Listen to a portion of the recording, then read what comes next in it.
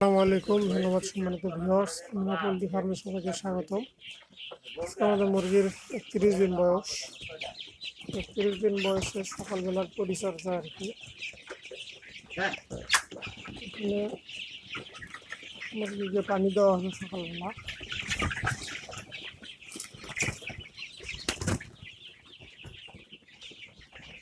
পানি দেওয়ার জন্য সব কিছু রেডি করা হয়েছে।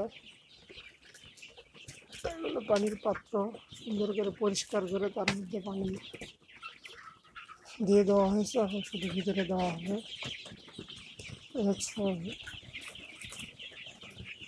পানিতে ওষুধ দেওয়া হচ্ছে আর কি, জিঙ্ক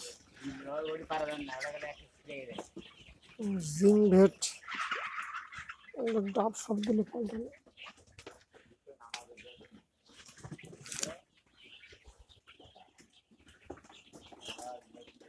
ভেট মূলত জিঙ্ক দিলে মুরগির খাবার রুচি বৃদ্ধি পায় এবং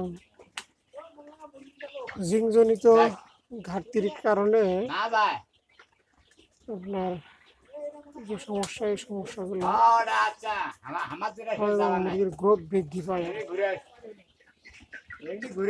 দিনে একবার মিলিয়ে 2 লিটার খাবার পানির সঙ্গে মিশিয়ে খাওয়াতে হবে 5 থেকে 7 দিন। এটা হচ্ছে জিঙ্ক।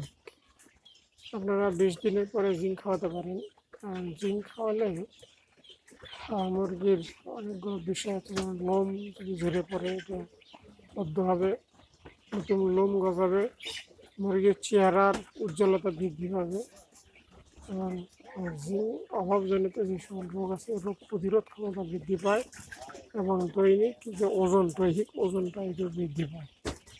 যার কারণে 20 দিন পার হয়ে গেলে আপনারা মুরগিকে জিঙ্ক খাওয়াতে পারেন আর কি। ধন্যবাদ সবাই, আজকে পর্যন্ত। আসসালামু আলাইকুম রহমতুল্লাহ।